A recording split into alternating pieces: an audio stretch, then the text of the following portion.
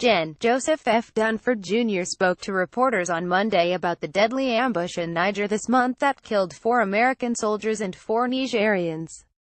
Manuel, Balce, CenetaAssociated Press, Washington. American troops who came under fire in Niger during a deadly ambush this month might have waited more than an hour before calling for help, the top United States military officer said on Monday. Gen. Joseph F. Dunford Jr., the chairman of the Joint Chiefs of Staff, said he did not want to speculate about why service members took so long to call for backup, but suggested one reason might be that they thought they could fight back against the Islamic State-affiliated militants who attacked them. "My judgment would be that unit thought they could handle the situation," General Dunford told reporters at the Pentagon, but added that until a full investigation was complete, defense officials would not be able to explain the delay. After another hour, he said, French aircraft and warplanes arrived at the scene. General Dunford's comments were the fullest explanation so far from the Trump administration about the ambush and what led up to it. About a dozen members of an Army Special Forces unit joined roughly 30 Nigerian soldiers and embarked on what was initially expected to be a routine reconnaissance mission. But they were attacked by about 50 militants while returning to base, and 4 Americans and 4 Nigerians were killed. 2 Americans were wounded, as were 6 Nigerians. The mission's planners had said that encountering enemy forces was unlikely, according to General Dunford. The Pentagon is investigating whether the mission was altered after the unit left its operating base, he said. American forces in Niger operate under strict rules that forbid them going on missions that could involve contact with an enemy. According to General Dunford, the Americans and their Nigerian counterparts departed for the mission early on October 3 and were attacked a day later while returning to base. The Pentagon is investigating inconsistent accounts about what prompted the attack. They differ on the question of whether the troops pursued the Islamic militants, who were on motorbikes, or simply saw them from a distance and were later ambushed as they questioned local villagers about the militants.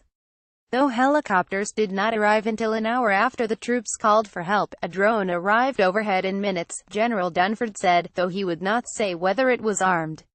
Communications between troops and their higher commands, especially for special operations forces operating far afield from other friendly units, can be difficult. General Dunford did not rule out that the Green Berets could have tried to call for help during that initial hour but were unsuccessful. "I make no judgment about how long it took them to ask for support.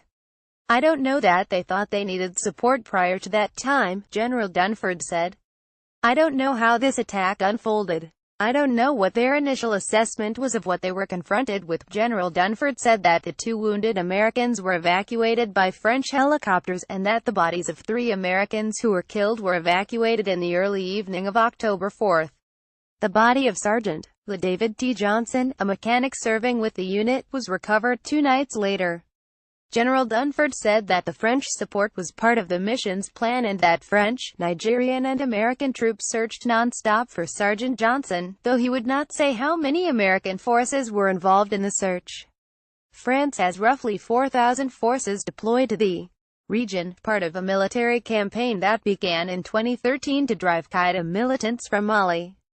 The soldiers' deaths underscored the growing American military presence in Niger, overlooked by much of the public. In 2013, only 100 American troops were stationed there. Now, roughly 800 American troops are in Niger, the majority of them committed to building a new drone base in the city of Agadez. About 6,000 American troops are spread across Africa, mostly concentrated in Niger, Djibouti and Somalia. General Dunford said that the Pentagon owes answers to the families of all 4 American service members who were killed in the attack.